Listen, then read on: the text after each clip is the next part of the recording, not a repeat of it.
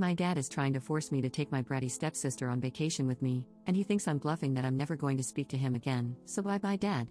Posted by you/existing_attempt_972. I, 17F, am graduating, and my friends and I have already planned a trip to a cabin for the summer before we start college. I have been babysitting since I was 13, so I have saved up a considerable amount of money. When I was 15, my dad remarried about a year and a half after my mom passed away. My dad's wife had a 13-year-old daughter, and as soon as we moved in together, they started pushing her off on me and forcing us to do everything together.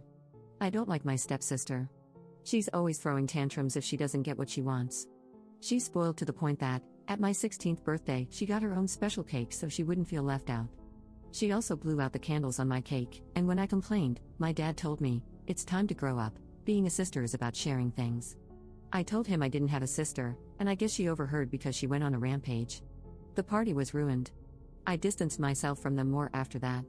I'm forced to either take her with me to places or stay home with her if I can't take her, or if my dad or his wife can't watch her or don't want to deal with her. Imagine everything I said she does with my dad and his wife, but directed at a 15-17-year-old me.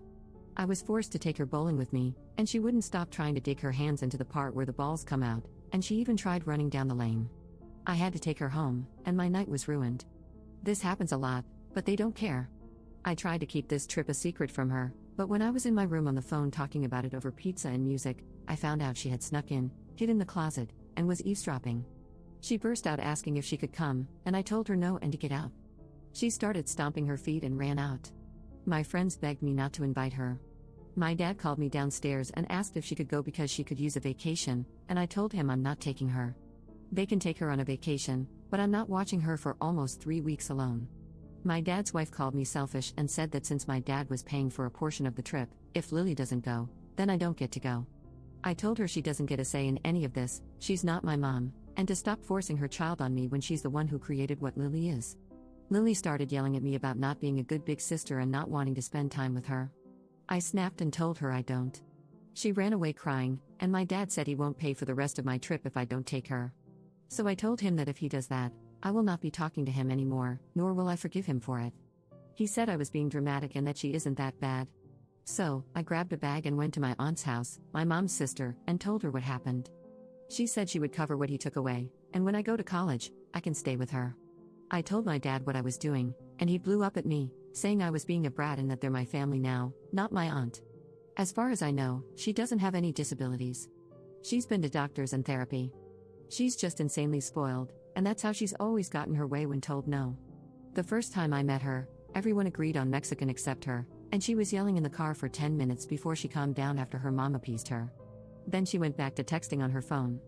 If she does have a disability, that would explain why she acts that way, and I can accept that she can't help it, but I still shouldn't be forced to watch her 24/7. Update 6 months later. I know a lot of people wanted an update to my last post. I can't post a link, but you can go to my profile to see it.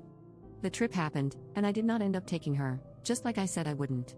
From the time I posted that until I left, the household was very tense and awkward. I wasn't speaking to any of them. The only person I had to confide in was my aunt, and I'm so grateful for her.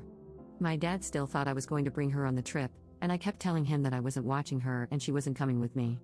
The morning of the trip, we left at around 6, and by the time he called me, I was already about 5 hours away, so he couldn't do anything.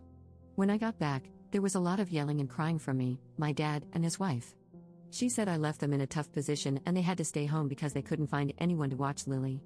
My dad and I had a serious talk for hours, and he agreed that maybe we need to separate to work on our relationship, which hurt me because I would have liked him to say I could stay in my own home while we worked on it. But I ended up going to my aunt's house with no issues.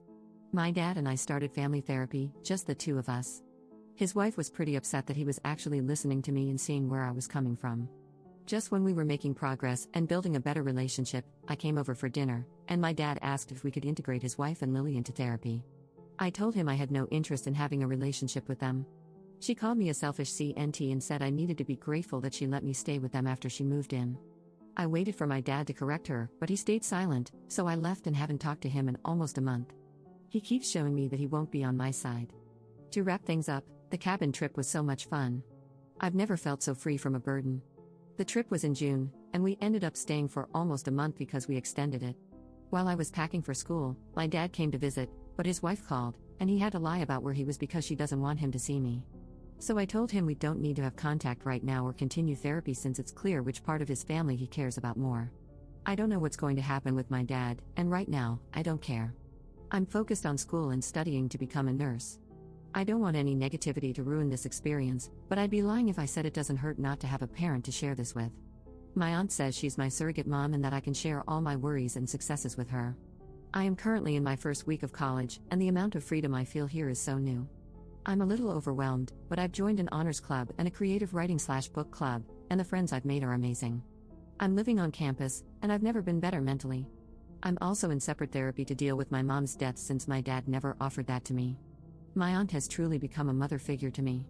Being 2 states away from her is really hard, but I can't wait for weekend and holiday visits. Also, I'm going to be a godmother. My aunt, who was told at 22 that she'd never be able to have kids, is currently 4 months pregnant, and I'm so excited. If anyone is going to be a great mother, it's definitely her.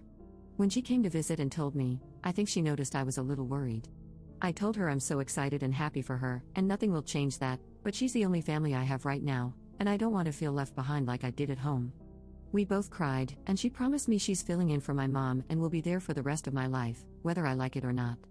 I'm planning the baby shower, and I can't wait for the baby to arrive. But yeah, that's it.